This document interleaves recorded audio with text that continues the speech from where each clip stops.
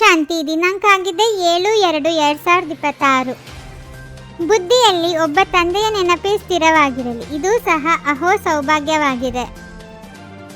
ಯಾವ ಮಕ್ಕಳಿಗೆ ಸರ್ವೀಸಿನ ಉತ್ಸಾಹವಿರುವುದೋ ಅವರು ಬಾಯಿಯಿಂದ ಜ್ಞಾನವನ್ನು ತಿಳಿಸದೇ ಇರಲು ಸಾಧ್ಯವಿಲ್ಲ. ಅವರು ಆತ್ಮಿಕ ಸೇವೆಯಲ್ಲಿ ತಮ್ಮ ಮೂಳೆಗಳನ್ನು ಸ್ವಾಹ ಮಾಡುತ್ತಾರೆ. ಇಲ್ಲಿ ನೀವು ಮಕ್ಕಳು ಈಶ್ವರನ ಜೊತೆ ನೀವು ಮಕ್ಕಳ ಅಥವಾ ಪ್ರಿಯತಮೆಯರ ನಿಶ್ಚಿತಾರ್ಥವಾಗಿದೆ. ಯಾರು ನಿಮ್ಮನ್ನು ಇಂತಹ ವಿಶ್ವದ ಮಾಲೀಕರನ್ನಾಗಿ ಮಾಡುತ್ತಾರೆ. ಬುದ್ಧಿಯು ಒಂದಲ್ಲ ಒಂದು ಕಡೆ ಓಡುತ್ತಿರುತ್ತದೆ. ಮಿತ್ರ ಸಂಬಂಧಿ ಮೊದಲಾದವರ ನೆನಪು ಬರುತ್ತದೆ. ಇಡೀ ಸಮಯ ಒಬ್ಬ ಶಿವತಂದೆಯ ನೆನಪಿನಲ್ಲಿದ್ದರೆ ಅಹೋ ಸೌಭಾಗ್ಯ. ಇಲ್ಲಿ ತಂದೆಯ ಸಮ್ಮುಖದಲ್ಲಿದ್ದಾಗ ಬಹಳ ಖುಷಿ ಇರಬೇಕು. ಅತೀಂದ್ರಿಯ ಸುಖವನ್ನು ಗೋಪಿ ವಲ್ಲಭನ ಗೋಪಿಕೆಯರಿಂದ ಕೇಳಿ. ಇದು ಇಲ್ಲಿಯ ಗಾಯನವಾಗಿದೆ.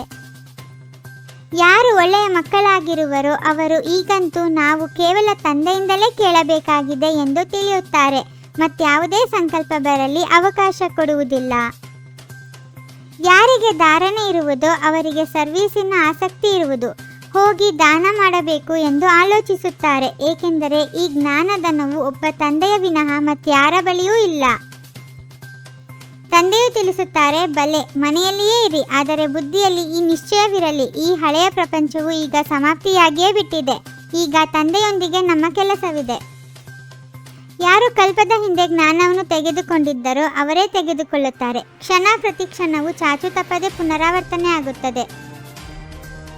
ಸತ್ಯ ತ್ರೇತಾಯುಗದಲ್ಲಿ ಯಾವುದೇ ಯುದ್ಧವೂ ನಡೆಯುವುದಿಲ್ಲ. ಯುದ್ಧವಂತೂ ನಂತರದಲ್ಲಿ ಯಾವಾಗ ಬಹಳ ಧರ್ಮಗಳಾಗುವವೋ ಸೈನ್ಯಗಳೆಲ್ಲವೂ ಬರುವವೋ ಆಗ ಯುದ್ಧಗಳಾಗುತ್ತವೆ.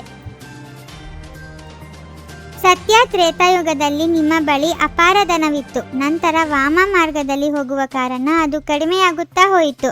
ಖುಷಿಯೂ ಕಡಿಮೆಯಾಗುತ್ತಾ ಹೋಯಿತು. ತಮೋಪ್ರಧಾನರಿಂದ ಸತೋಪ್ರಧಾನರಾಗಬೇಕಾಗಿದೆ. ಇದಕ್ಕಾಗಿ ಸಮಯವೂ ಬೇಕು. ಏರಿದರೆ ವೈಕುಂಠ ರಸ, ಬಿದ್ದರೆ ಪುಡಿ ಪುಡಿ ಎಂದು ಗಾಯನವಿದೆ. ಕಾಮದ ಪೆಟ್ಟು ಬಿದ್ದರೆ ಒಮ್ಮೆಲೆ ಪುಡಿ ಪುಡಿಯಾಗಿ ಬಿಡುತ್ತಾರೆ. ತಂದೆಯು ಕೇವಲ ಇದನ್ನೇ ತಿಳಿಸುತ್ತಾರೆ, ನನ್ನನ್ನು ನೆನಪು ಮಾಡಿ ಪವಿತ್ರರಾಗಿ, ಇಲ್ಲದಿದ್ದರೆ ಶಿಕ್ಷೆಯನ್ನು ಅನುಭವಿಸಬೇಕಾಗುವುದು. ಕಡಿಮೆ ಪದವಿ ಸಿಗುವುದು. ಸರ್ವೀಸಿನಲ್ಲಿ ಪರಿಶ್ರಮ ಪಡಬೇಕಾಗಿದೆ. ಆತ್ಮಿಕ ಸೇವೆ ಮಾಡುವವರು ಆತ್ಮಿಕ ಜ್ಞಾನವನ್ನೇ ತಿಳಿಸುತ್ತಿರುತ್ತಾರೆ. ಜ್ಞಾನಧನದ ದಾನ ಮಾಡುತ್ತಾ ಖುಷಿಯಲ್ಲಿ ನರ್ತಿಸುತ್ತಿರುತ್ತಾರೆ. ಆತ್ಮಿಕ ಸೇವೆಯನ್ನು ಕೇವಲ ತಂದೆಯೇ ಬಂದು ಕಳಿಸಿಕೊಡುತ್ತಾರೆ. ನೀವು ಮಕ್ಕಳು ಈಗ ಸತ್ಯಯೋಗಿ ಪ್ರಪಂಚದಲ್ಲಿ ಹೋಗುವುದಕ್ಕಾಗಿ ತಯಾರಿ ಮಾಡಿಕೊಳ್ಳುತ್ತಿದ್ದೀರಿ. ಅಲ್ಲಿ ನಿಮ್ಮಿಂದ ಯಾವುದೇ ವಿಕರ್ಮವಾಗುವುದಿಲ್ಲ. ಅದು ರಾಮರಾಜ್ಯವಾಗಿದೆ.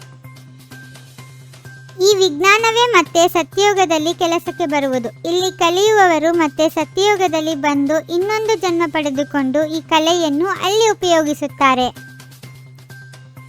ನೀವು ಮಕ್ಕಳಿಗೆ ತಂದೆಯ ಜೊತೆ ಬಹಳ ಪ್ರೀತಿ ಇರಬೇಕು. ತಂದೆಯು ಖಜಾನೆಯನ್ನು ಕೊಡುತ್ತಾರೆ. ಅದನ್ನು ಧಾರಣೆ ಮಾಡಿ ಮತ್ತೆ ಅನ್ಯರಿಗೆ ಎಷ್ಟು ದಾನ ಮಾಡುವಿರೋ ಅಷ್ಟು ಸೇರುತ್ತಾ ಹೋಗುವವು. ಸದಾ ಆತ್ಮಿಕ ಸೇವೆಯಲ್ಲಿ ತತ್ಪರರಾಗಿರಬೇಕಾಗಿದೆ. ಜ್ಞಾನಧನದ ದಾನ ಮಾಡಿ ಖುಷಿಯಲ್ಲಿ ನರ್ತಿಸಬೇಕಾಗಿದೆ.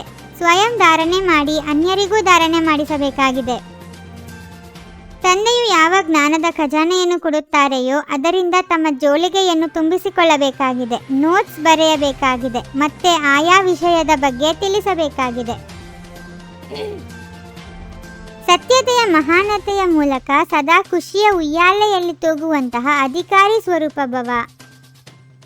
ತಮ್ಮನ್ನು ಯಾರು ಎಷ್ಟಾದರೂ ಅಲುಗಾಡಿಸಲು ಪ್ರಯತ್ನಿಸಲಿ, ಆದರೆ ತಾವು ಸತ್ಯತೆಯ ಮಹಾನತೆಯಿಂದ ಅತಿ ಹೆಚ್ಚು ಖುಷಿಯ ಉಯ್ಯಾಲೆಯಲ್ಲಿ ತೂಗುತ್ತೀರಿ. ಸರ್ವಶಕ್ತಿಗಳ ಲೈಟ್ ಜ್ಞಾನ ಸದಾ ಜೊತೆ ಇರಲಿ. ಇದರಿಂದ ಮಾಯೆಯು ಸಮೀಪಕ್ಕೂ ಬರಲು ಸಾಧ್ಯವಿಲ್ಲ. ಓಂ ಶಾಂತಿ. 21 ಜನ್ಮಗಳಿಗೆ 21 ಪರಮಾತ್ಮನ ಮಹಾವಾಕ್ಯಗಳನ್ನು ಆಲಿಸಿ ಹಾಗೂ ನಿಮ್ಮದೇ ಆದ ಈ ಚಾನೆಲ್ಗೆ ಲೈಕ್ ಮಾಡುವುದನ್ನು ಮರೆಯದಿರಿ.